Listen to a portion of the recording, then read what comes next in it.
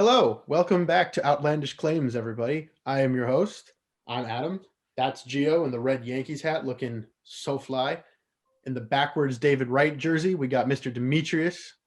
And then with the sneaker background advocating his beloved New York Yankees, we got Mr. Mike.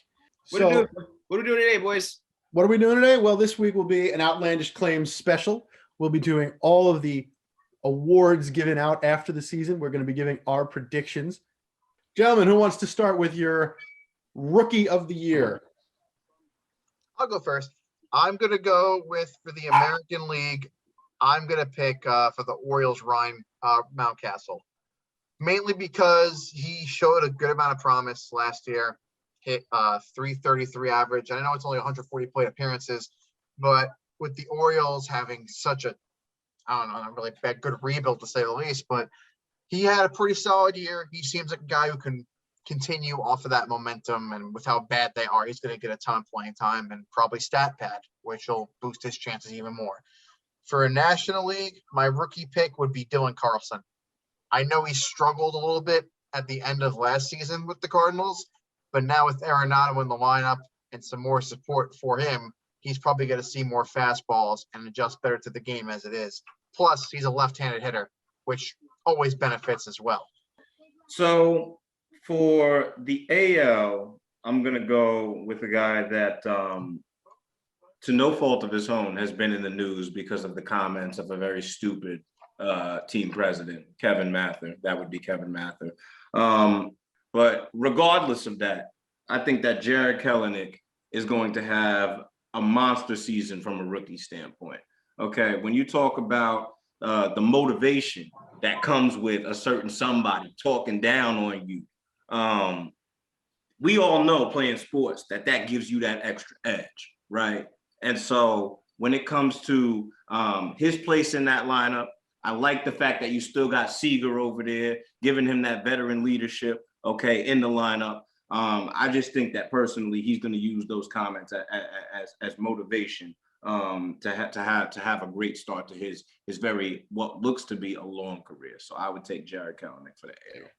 For the NL, I got Hae-Sung Kim from the San Diego Padres.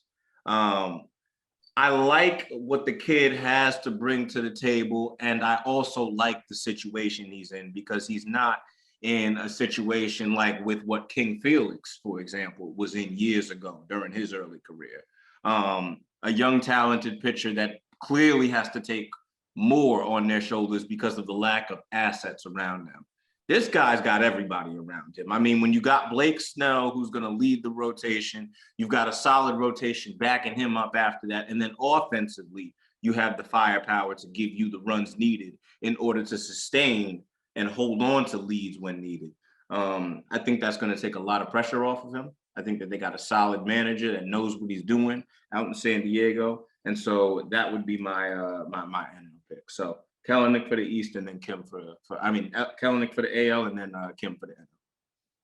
Yeah, I'm just going to come out the gates hot with two outlandish claims whenever I feel like it. So my first claim is that despite his great postseason, Randy Arozarena will not win AL Rookie of the Year. Instead, and I can say for the second week in a row, Mike and I are on the same wavelength. I think Jarred Kelenic is going to take it. Mm-hmm. Great talent with what's going on in Seattle. It's very motivating, and I feel like he's going to have a good year. He's already been hitting pretty well in spring training. I think it's going to resonate well with having also Kyle Lewis, last year's AL Rookie of the Year in the lineup. I think the young core for Seattle should, start to gel a little bit. They could be on the uprise.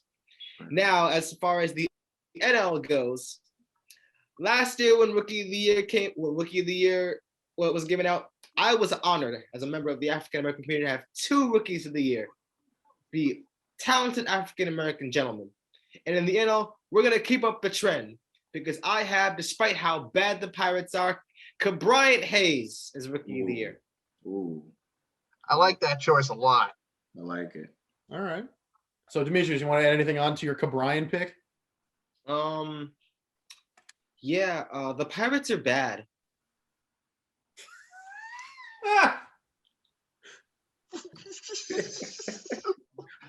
Yes, Key Brian Hayes is going to win because the Pirates are that bad. You're saying he's going to There you be go. the standout in a cesspool? Jacob Stallings is not that bad. I mean, he's not that bad, but you know, when you I guess recently learned that Josh Bell is gone, and you know, so is everyone else. Yeah, the Pirates are bad. I guess it's my pick. First of all, how dare not a single one of you say Randy Arozarena is going to win AL MVP? He won the ALCS MVP last year. You really think he's not going to continue doing this well? The only way, here's my outlandish claim. The only way Randy Arozarena does not win AL Rookie of the Year is if Wander Franco debuts and plays the minimum amount of games allowed to be considered. Then he'll lose to Wander Franco. That's it. Those are the only two.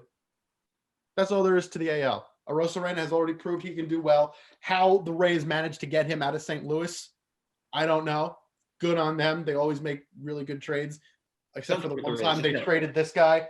Don't trade with the Rays. Just don't. When they traded Longoria, that was really dumb. He had just won a Gold Glove at third base, and they traded him. That was really bad.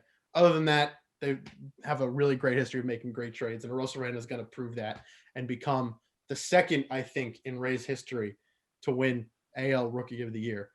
After I just don't see him as a rookie because of last year. But again, I know that that's wrong. I don't see him as a rookie. I agree with you. I don't see him as a rookie, but the rules say he is one. So look, all I know is that if Randy Arozarena come July, if Randy Arozarena is not nominated at the ESPYs for Best Breakthrough Athlete, I'm throwing my TV out the window.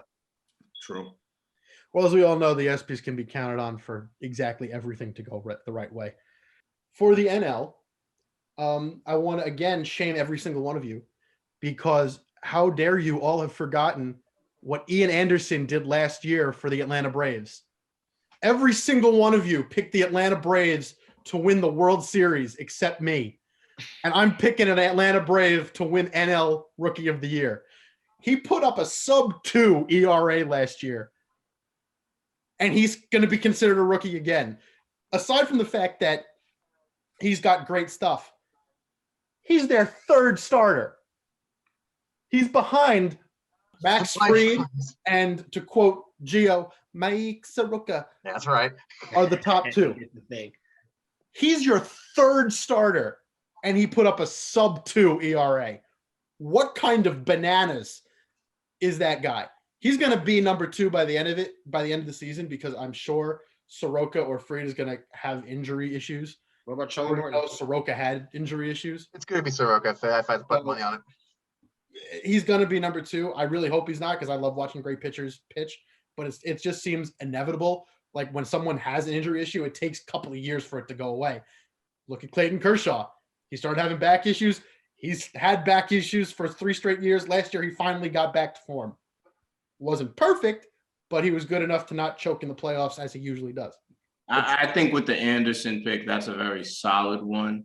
I just think offensively, when you have that much firepower, the pitching is going to be overlooked just because of the offense itself. But I see where you're going from. I see where you're going with it. Well, under normal circumstances, I would agree with you, except for the fact that the NL East is going to be the hardest division in the entire major league. The Mets, the Marlins, somehow, the Nationals, the Braves, all competing for the playoffs. You'll notice I didn't mention another team because they have Bryce Harper. They're automatically out of contention. So that's just all there is to it. I mean, there's no other way to say it. It's going to be 4 teams fighting for 3 playoff spots at most. 3.5. All right, 3.5. I want to count them. All right, I want to count the Marlins. This isn't coronavirus baseball anymore, Adam. Well, you never know. If they overhaul the playoffs again and expand it to 8 teams, could be. But don't be surprised if you see 3 teams come out of the NL East. That's all I'm going to say. Okay. Either way, that will do it for our Rookie of the Year picks. Tune in next time to see who we pick for Coach of the Year.